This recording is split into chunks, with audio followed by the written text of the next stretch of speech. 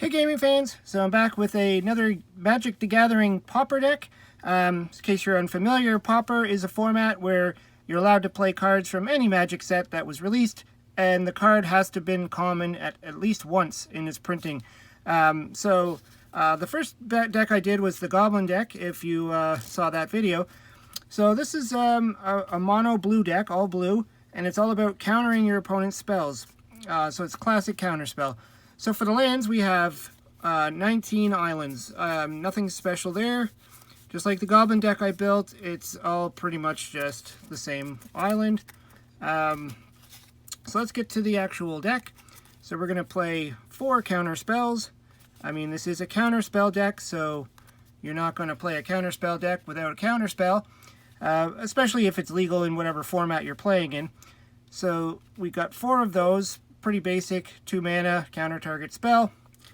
Then we have 4 disrupts, only because they're cheap and you get to draw a card. So you counter target instant or sorcery, unless its caster pays an additional 1. So pretty much if they tap out to cast a spell, you're going to counter it, and then you get to draw a card. So I kind of wanted to add in card drawing into this. Because, you know, once you run out of your counter spells, you're kind of in trouble. So you want to keep drawing cards.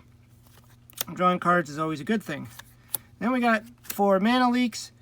Similar concept, only this is counters any spell unless they pay an additional 3.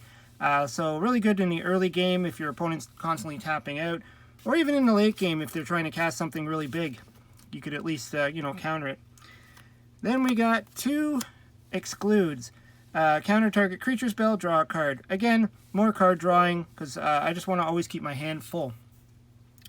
Then for the rest of the cards, we got 3 Gixian Probe. I think that's how you say it.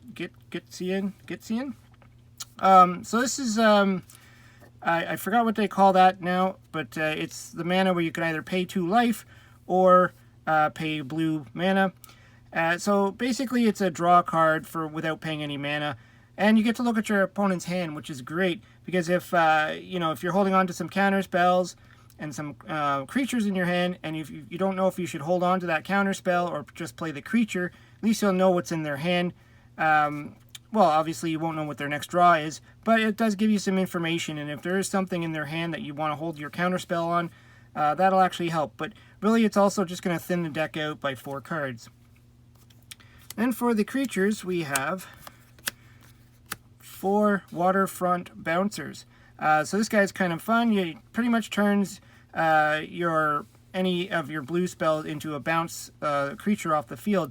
So if your opponent does get a monster or creature out, I should say, onto the field, and you want to just bounce it away, so you can counter it next turn, you can do that. 1 blue mana turns any card into that.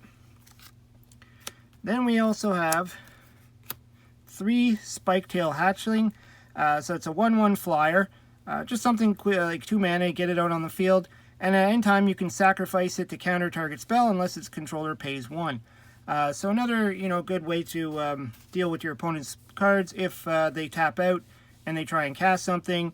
Even late in the game you can just sack, and the good thing is he doesn't have to tap to do it, so you can attack with him, and then on their turn, if they go to cast something and you want to counter it, you can just sacrifice it and counter their spell, or at least give it a good shot to try and counter it. Same thing with these guys, 2 Spike-tailed Drakelings. Same idea, just bigger body, 2/2 flyer, 3 mana. Sacrifice it to counter target spell unless its controller pays 2. Then we got 2 more guys that can counter spells. Similar, Disruptive Student, counter target spell unless its caster pays an additional 1. So this would just tap. So, leave them untapped if you have to, or attack with them. It doesn't matter. Then we have, to get some cards into our hands, we have Scroll Thief. So when you start attacking with Scroll Thief, you draw a card if he deals combat damage to a player. So the idea is if you're bouncing your opponent's creatures back to their hand and countering their creatures, you should be able to get a nice open field to start attacking and at least get a couple of cards into your hand. And then for the last creature, I put in 3 Ninja of the Deep Hours, which is pretty much the same idea. This one has ninjutsu, so you can either pay its cost of 4 to put it into the field, or ninjutsu is when you return an unblocked attacker you control to your hand. Put this card from your hand into play tapped and attacking, and when he does damage, you may draw a card. So again, you're going to be filling up your cards. So this deck's kind of like a weenie deck in a way. You're going to be poking at your opponent with like 1 to 2 damage every turn, but the idea is you're always going to be able to counter their stuff and bounce their stuff back to their hand to never let them be able to throw enough monsters down to deal any damage to you. Anyways, that's the Counterspell deck that I put together. Like I said, these are just like fun pauper decks that I just thought would be fun to deal with. You know, decks that I've built in the past or my friends have built in the past, but the common versions of them. Anyways, let me know what you think. Throw some comments down below.